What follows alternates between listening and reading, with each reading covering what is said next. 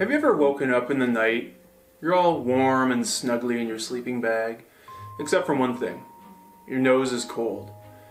This is something I've dealt with for a long time, and a little while back a viewer suggested something. It was on a backpacking website, I'll put a link to it in the comments, by a guy named Chris. I don't know if it was his idea or if he just presented it there. All it uses is a sock that you're willing to part with, maybe one that you've worn out the sole of, and a pair of scissors.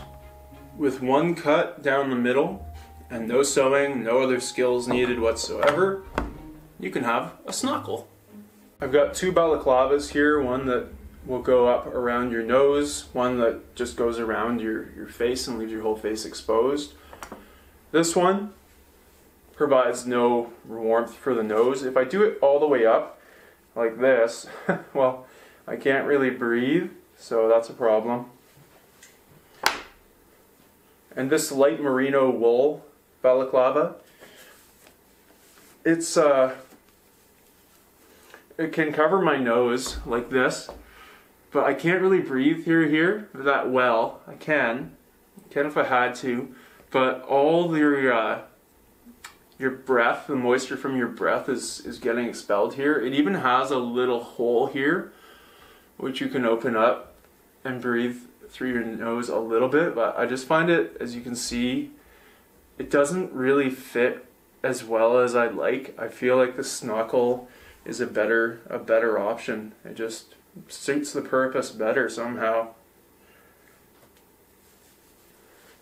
I had a couple of pairs of merino wool socks that I had worn out and thought it was the perfect occasion to use them. You can see I just cut a slit down the middle. These were kind of prototypes, proof of concept. And now I'm going to try it with two thicker socks as well. I found there was more than enough material in the sock, so I ended up cutting off a fair bit of it, which leaves these two scraps.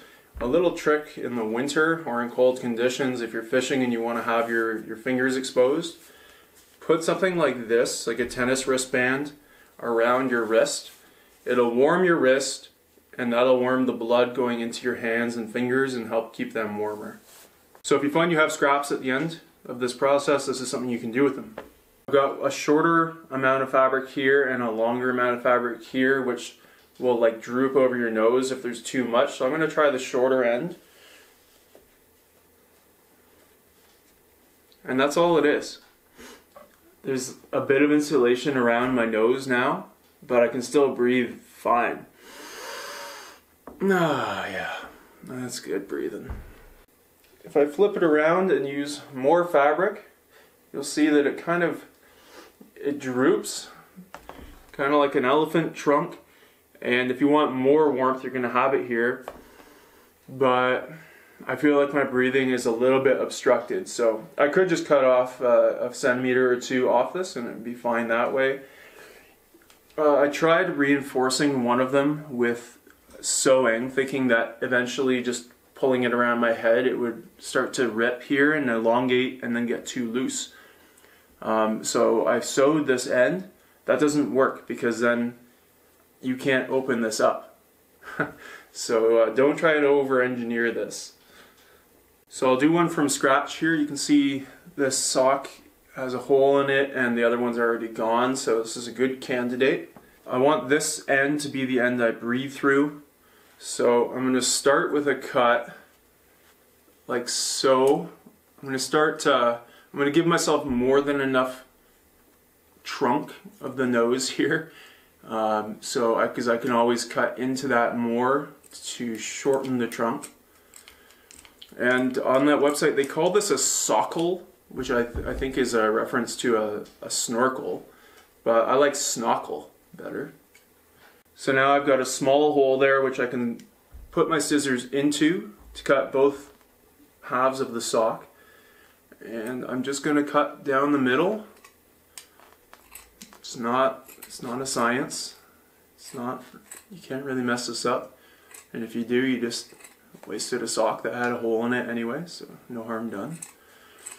And that won't be enough to get around my head, but you'll want to stop sooner than later, so you can try it around your head, see how it's fitting. Because if you give yourself, oh, dangerous. If you make this hole too big, it's just gonna be too loose and it'll fall down your head and it won't stay in place at night, so you want there to be some tension. So don't make it too big. That's quite nice right there. And this one, the sock's a bit larger and it's actually accommodating my mouth in the hole too. I can slide it up. Yeah, if I put it around my nose, it just falls around my mouth too, which might be fine. That's it. It's as simple as that. Now I've got a snorkel that's going to keep my nose warm at night. And again, if you want, you can cut off the excess here. If you're counting grams, you can get rid of that. Or you probably don't want too much behind your head as well, because if you sleep on your back, you're going to have this clump of sock under your head, which might not be comfortable. So I'll probably snip that off. But there, that's a good one. I like that. You can do it with different thicknesses of sock. This is a thinner merino wool sock, and this one's like a fleece, a thick fleece. So it wouldn't be bad to have different options for different temperatures at night. If it's really cold, maybe I'll use this one. If it's just around freezing, I think this one might do the trick. So that's it. If you needed something to do and you're bored at home during this pandemic, I hope that helps and I hope it keeps your snoot warm. Cat just sneezed.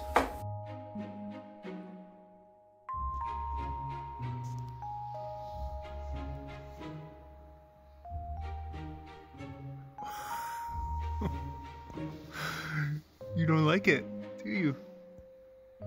Whoop. Okay. Doesn't work for cats.